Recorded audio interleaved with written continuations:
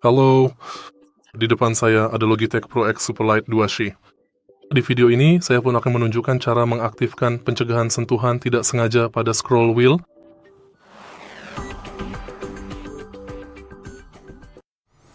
Pertama-tama, mari kita buka Logitech G Hub dan masuk ke pengaturan perangkat.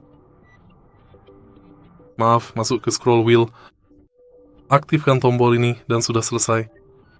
Berkat fitur ini, mode Behopper membantu mencegah lompatan yang tidak diinginkan jika scroll wheel tersenggol secara tidak sengaja. Saat diaktifkan, mouse akan mengabaikan peristiwa scroll pertama kecuali scroll kedua terjadi dalam rentang waktu yang ditentukan pada slider.